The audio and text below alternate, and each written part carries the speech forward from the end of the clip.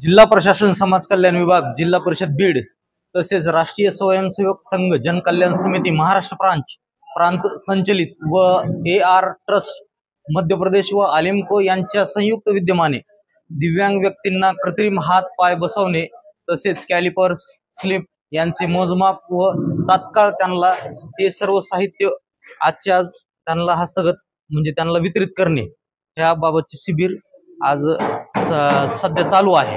आष्टी व शिरूर कासार तालुक्यातील दिव्यांग बंधू व भगिनींचे आज तात्काळ त्यांच्या ज्या दिव्यांग अवयवाचे मोजमाप करून त्या साईजचे जे काही कृत्रिम हात पाय म्हणजे जे अवयव आहेत ते तयार करून त्यांना तात्काळ लगेच वितरित करण्याचे आज शिबिराचे आयोजन सध्या आष्टी पंचायत समिती या ठिकाणी चालू आहे।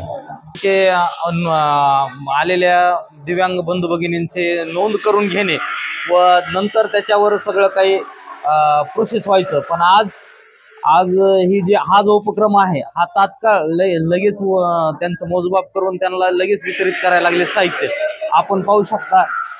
हे अशा पद्धतीचं काम चालू आहे।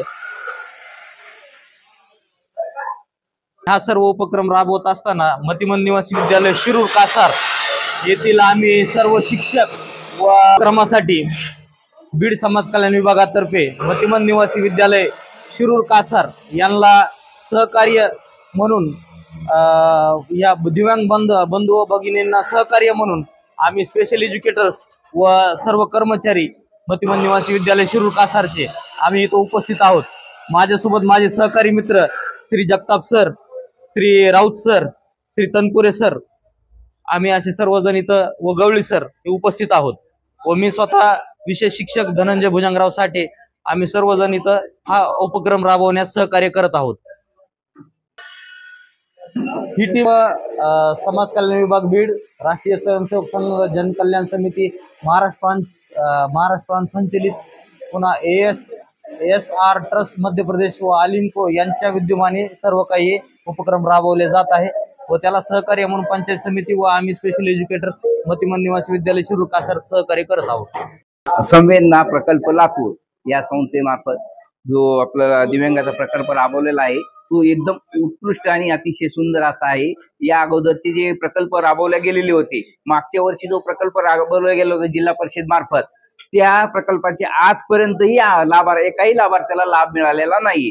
आम्ही चौकशी केली असते जिल्हा परिषदला तर ते म्हणतात आम्हाला अजून निधी आलेला नाही, परंतु आजचा जो कॅम्प आहे, जे शिबिर लागलेला आहे, या शिबिरामध्ये लाभार्थ्यांचं मोजमाप घेऊन ताबडतोब त्यांना साहित्याचं वितरण करण्यात येत आहे। त्याच्यामुळे सर्व लाभार्थ्यांच्या म्हणजे चेहऱ्यावरती आनंद दिसून येत आहे। आणि हे आष्टी तालुक्यातली दिव्यांग आहेत, हे जे सर्व आलेले आहेत पूर्ण आष्टी तालुक्यामधून दिव्यांग आलेले आहेत आणि या सर्वांना आज लाभ भेटत आहे। याआधी असे बरेचसे प्रकल्प राबवले गेले, परंतु आजचा हा जो कार्यक्रम आहे त्यामुळे आमचे सगळे दिव्यांग बांधव अतिशय उत्साहाचं वातावरण आहे आणि सगळ्यांना काही ना काही वस्तू वाटप मिळाल्याचा एक वेगळाच आनंद त्यांच्या चेहऱ्यावर आहे आणि आम्हालाही खूप आनंद होतोय की हे एकदम उत्कृष्ट पद्धतीने पार पडले गेलेलं आहे आणि छान चाललाय हा सगळा कार्यक्रम। भरपूर आनंद दिव्यांग घेत आहेत याचा आणि छान वाटतंय आम्हाला।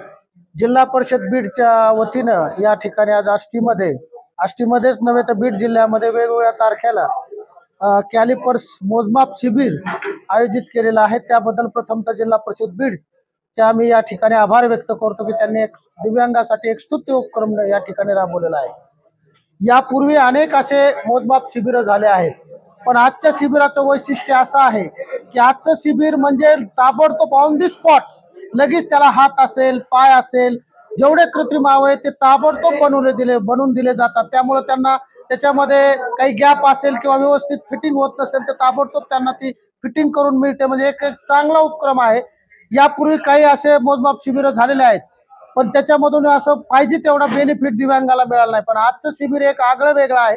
त्यामुळे ऑन दी स्पॉट दिव्यांगांना या मोजमाप शिबिराचा मोठ्या प्रमाणात फायदा होत आहे आणि बऱ्याच दिव्यांगांना हे मोजमाप हात पाय बसवल्यानंतर त्यांच्या चेहऱ्यावरचा आनंद ओसंडून वाहत आहे आणि हेच खऱ्या अर्थाने जे कारंजले गांजले त्यासी म्हणे जो आपुले तोची साधू ओळखावा देव तेथेची जाणावा या उक्तीप्रमाणे बीड जिल्हा परिषदेच्या वतीने या ठिकाणी हा जो कार्यक्रम ठेवलेला आहे पुनश्च एकदा आमच्या सर्व दिव्यांग बांधवाच्या वतीने दिव्यांग संघटनेच्या वतीने पुन्हा एकदा सर्व टीमचा आम्ही या ठिकाणी आभार व्यक्त करतो आणि थांबतो. धन्यवाद.